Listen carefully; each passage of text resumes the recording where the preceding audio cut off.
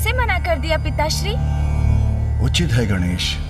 राजन के समक्ष अत्यंत महान और शक्तिशाली ऋषि अगस्त्य, किंतु कबीर भी अपनी दृष्टि से अनुचित नहीं कर रहे थे। कोई अपने प्राणों से भी अधिक प्रिय पुत्री को एक निर्धन ऋषि को कैसे दे सकता है? अद्भुत सौंदर्य संपन्न मेरी पुत्री का विवाह तो किसी भी राजकुमार से हो सकता है, तो फिर उसका हाथ किसी ऐसे ऋषि को कैसे दे दूं जिनके रूप की मेरी पुत्री से कोई तुलना ही नहीं। मैंने उसे सभी सुख सुविधाएं दी हैं, जो कुछ भी मेरे राजभवन में है उसी का है।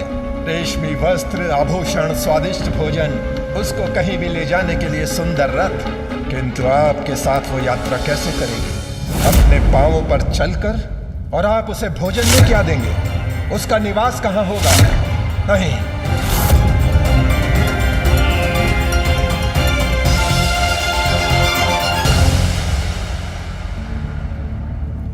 ऋषिवर, मेरी पुत्री कोई साधारण राजकुमारी नहीं है।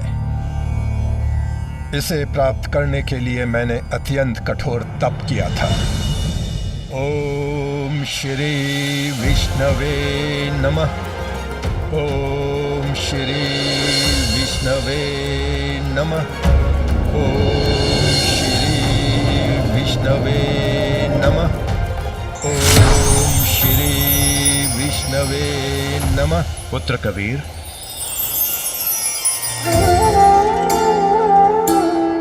प्रभु, मेरे प्रभु, अपने भक्त की गुहार सुनकर आप आ ही गए प्रभु। हाँ पुत्र, अद्भुत है तुम्हारी भक्ति। कहो, क्या इच्छा है तुम्हारी? प्रभु नारायण, इस संसार में जो कुछ भी कोई मांग सकता है, आपने बिना मांगे ही हमें सब कुछ दे दिया है। प्रभु, इतनी कृपा और कर दीजिए, मुझे संतान देकर पिता बनने का सुख भी दे दीजिए प्रभु। तथास्तु, तथास्तु, तथास्तु।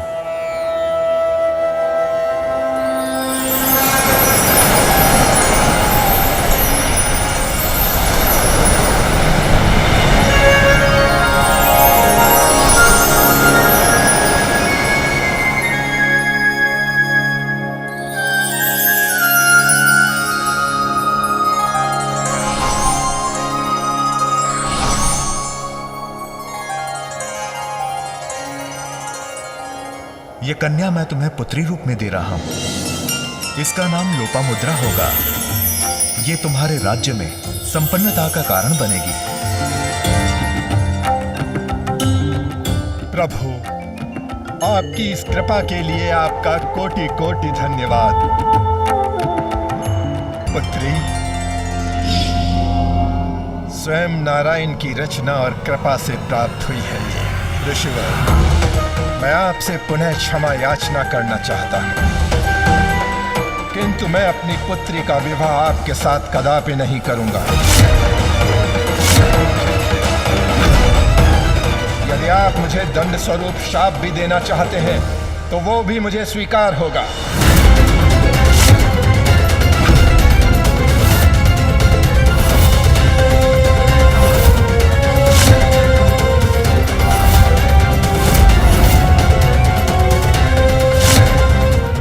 क्रोधवश ऋषिवर पिताश्री को शाप न दे दे। महाराज कबीर, मैं आपकी दुविधा समझता हूँ। कहा नारायण की भेंट आपकी सुकुमारी पुत्री और कहा मैं, किंतु आपको अर्ध सत्य ही ज्ञात है। जब मुझे मेरे पितृ पूर्वजों ने आपसे मिलने के लिए कहा तो मेरी अंतर्दृष्टि से मुझे ज्ञात हुआ कि ये तो प्रभु नारायण के द्वारा ही पूर्व नियत है। यदि आपको विश्वास ना हो तो अपनी पुत्री से ही पूछ लीजिए। पुत्री, ये ऋषिवर क्या कह रहे हैं?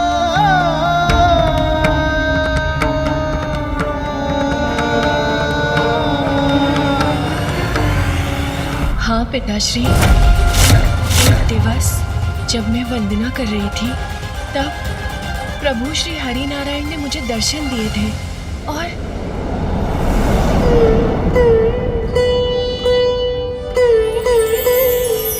पुत्री लोपामुद्रा,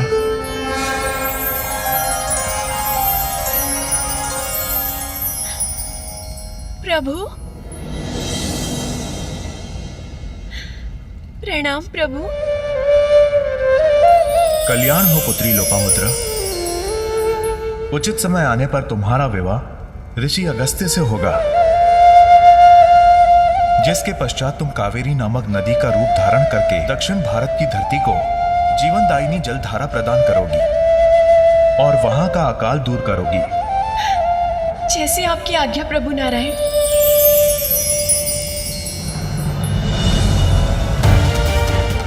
प्रभु आज्ञा है ये, किंतु फिर भी मेरा हृदय इसकी स्वीकृति नहीं दे रहा है।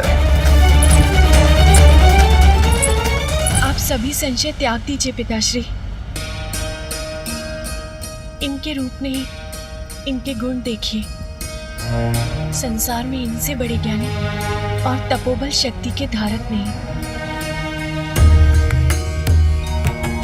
मुझे ज्ञात है पिताश्री, आप मुझे किसी रूपवान राजकुमार के साथ विवाहित होते देखना चाहते हैं, किंतु मुझे वो नहीं।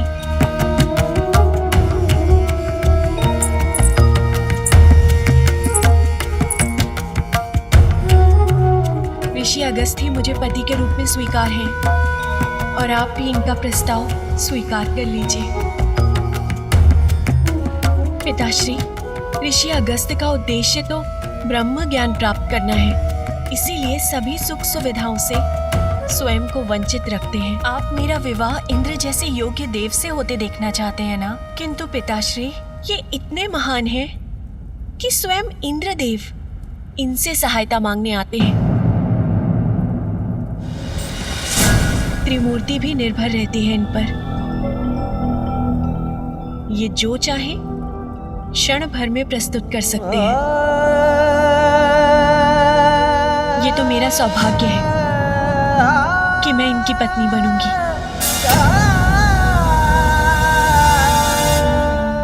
जिसके कारण आपका राज्य भी सदा सकुशल रहेगा। ये इन्हीं के तप का प्रभाव है कि हम सभी सुरक्षित हैं और सभी सुख सुविधाएं अर्जित कर पाए हैं। ये सभी तो ऋषिवर की दी हुई हमें भिक्षा मात्र है। उचित कह रही हो पुत्री, तुम्हारा मोह ही मुझे भ्रमित कर रहा था। क्षमा कर दीजिए ऋषिवर, क्षमा कर दीजिए।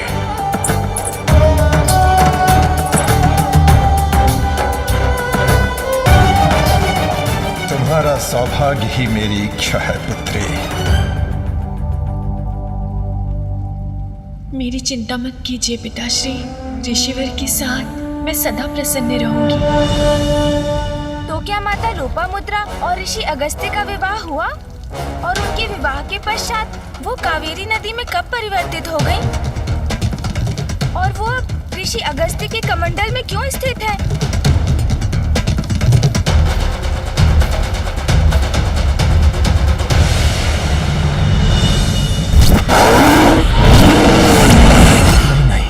मुझे महादेव अथवा इंद्रदेव को इस विषय में बताना ही होगा। अब शांत बैठना उचित नहीं। महादेव, एक समस्या है जिसे बताना अति आवश्यक है। अवश्य ब्रह्मदेव, किंतु मुझे पूर्ण विश्वास है आपकी ये चिंता कुछ समय प्रतीक्षा कर सकती है, क्योंकि प्रथम पूज्य श्री गणेश का ऋषि गौतम के विषय में जानना अत्यंत आवश्यक है। तभी वो दक्षिण में पड़े अकाल के विषय में कोई ना कोई समाधान ढूंढ सकते हैं। अन्यथा अनेकों निर्दोषों को अपने प्राण गंवाने होंगे।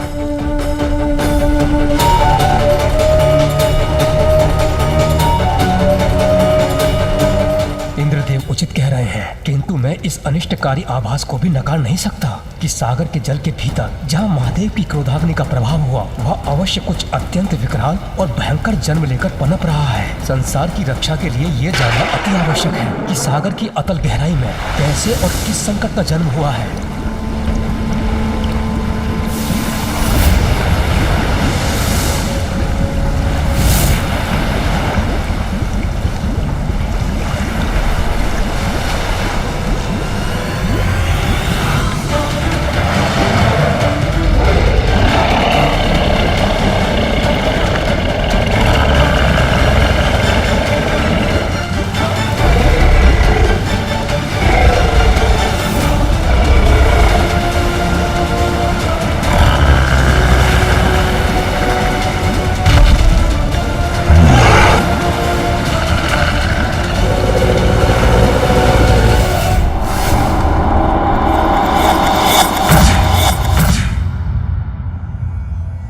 पिताश्री हमें बताइए ना, फिर आगे क्या हुआ?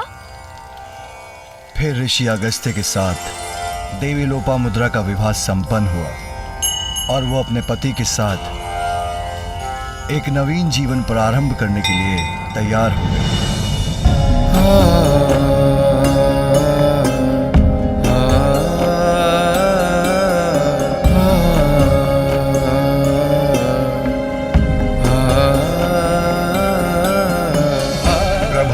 स्वीकार है मुझे, किंतु अपनी पुत्री को इस वेशभूषा में देखना बहुत कठिन है इस पिता के लिए।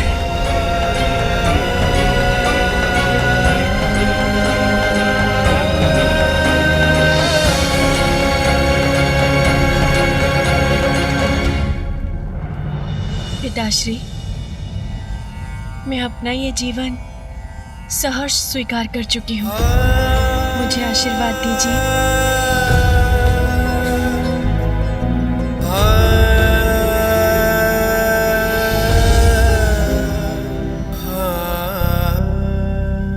सदा सुहागन रहो।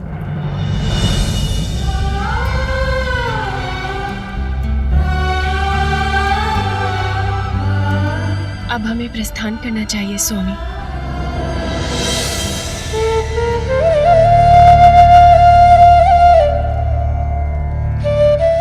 मेरी कोमल पुत्री रिक्त पांवों से इतनी लंबी और कठिन यात्रा कैसे तय कर पाएगी? उसे तो यात्रा में अत्यंत कष्ट होगा। प्रणाम ऋषिवर।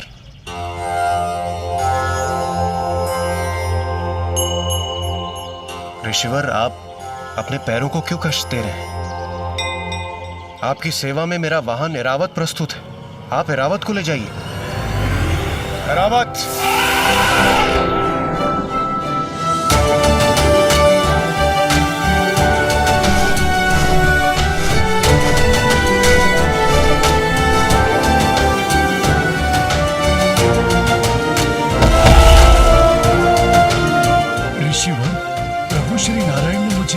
आपकी सेवा के लिए भेजा है। आप जहां कहें मैं आपको वहां पहुंचा दूंगा।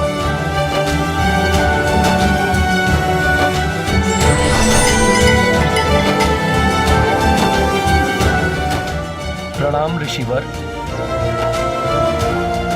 मां लोपामुद्रा, आप मुझे अपनी सेवा का एक अवसर दीजिए। इन ऋषिवर के पास यात्रा की स्वयं की कोई व्यवस्था नहीं, तथापि सभी देव अपने अपने वाहन इनके पास भेज रहे हैं। ये ऋषिवर की महानता ही है। मेरी पुत्री के लिए ऋषि अगस्त्य से सर्वोत्तम वर और कोई हो ही नहीं सकता। आप सबको अनेकों धन्यवाद, किंतु हम अपने पैरों पर चलकर ही जाएंगे।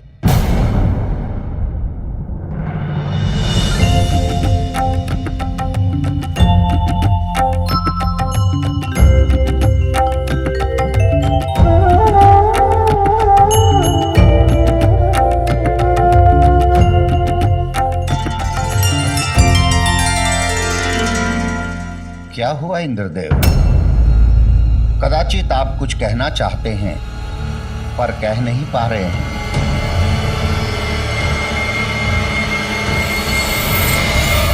माता, ऋषिवर, मुझे क्षमा कीजिए। आपका विवाह अभी अभी संपन्न हुआ है। इसलिए मैं अपनी चिंता और व्यथा आपके समक्ष कहने से हिचकिचा रहा हूं। किंतु ऋषिवर ये अत्यंत आवश्यक है। विंध्याचल पर्वत का दंभ दिन ब दिन बढ़ता जा रहा है और ये हमारे लिए बहुत बड़े कष्ट का कारण बन रहा है।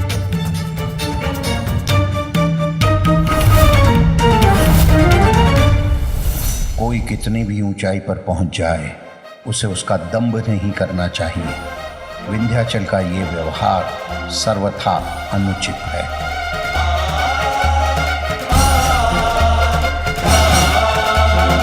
स्वामी अवश्य ही इस समस्या का कोई निवारण करेंगे। सब मंगल होगा। ऋषिवर तो बिना कुछ कहे ही चले गए। अब मैं ऐसा क्या करूं जिससे इस समस्या का समाधान निकल सके? इसलिए तो मैं भी आश्चर्यचकित हो रहा था कि अंततः इंद्रदेव का उद्देश्य क्या था इसके पीछे। किंतु अब मैं समझ गया, वो ऋषि अगस्त्य से सहायता प्राप्त करना चाहते थे और इसलिए उन्होंने अवसर देखकर ऋषि अगस्त्य की सेवा के लिए ऐरावत जी को कार्य में तत्काल लगा दिया। बहुत अच्छे देवराज, आप भी युक्ति लगाकर कार्य करने में कुछ कम नहीं।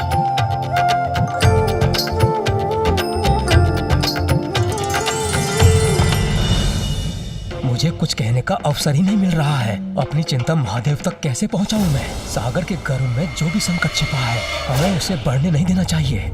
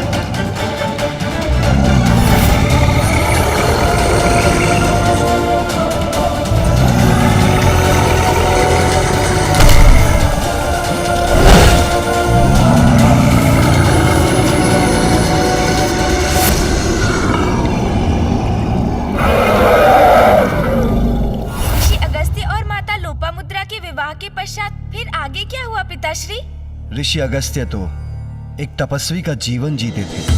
अंबर के नीचे कहीं भी उनकी शैया बन जाती, घने वन उनके पथ बनते, कंद मूल फल आदि उनका भोजन। किंतु देवी लोपामुद्रा ने भी अपने पति का साथ निष्ठा से निभाया। उनके पग से पग मिलाकर चली, राजभवन की सभी सुख सुविधाओं से मुख मोड़कर अपने पति के अनुसार जीवन जीने लगी। कभी ऋषिवर से ये तक न पूछा कि वो उन्हें कहाँ ले जा रहे हैं। किंतु चलते चलते एक दिवस ऋषिवर और उनकी पत्नी भारतवर्ष के पश्चिम की सीमा के निकट पहुंच गए।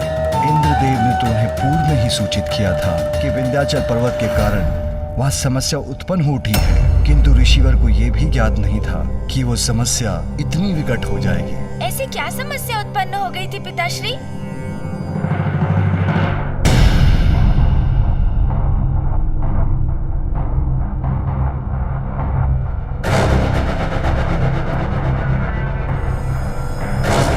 उस समस्या का नाम था विंध्याचल पर्वत।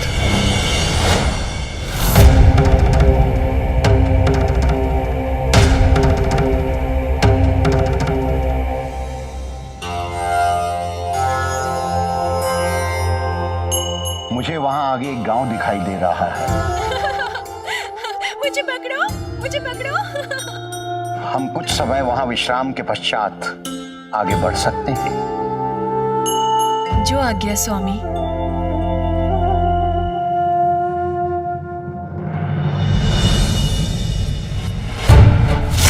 ऋषि अगस्त्य और देवी लोपामुद्रा मार्ग पे थे। इसी मध्य विंध्याचल को यह अहंकार हो गया था कि वो हिमालय पर्वत से भी अधिक विशाल है।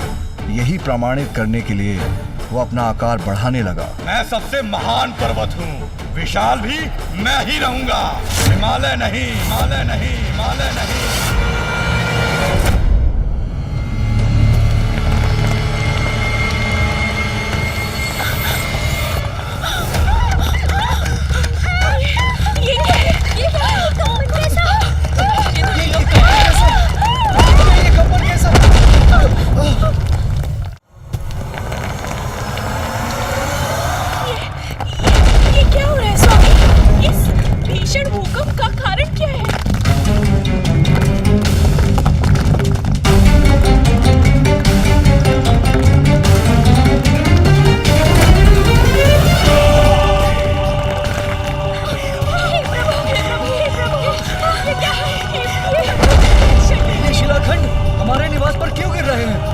ये कैसा संकट है?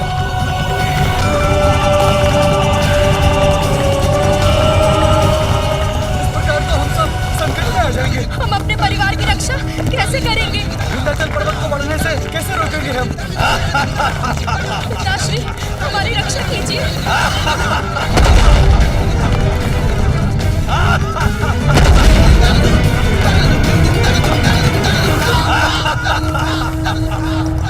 ये कैसी छाया है? तो पिताश्री, फिर ऋषि अगस्त्य ने विंध्याचल पर्वत का अहंकार कैसे तोड़ा?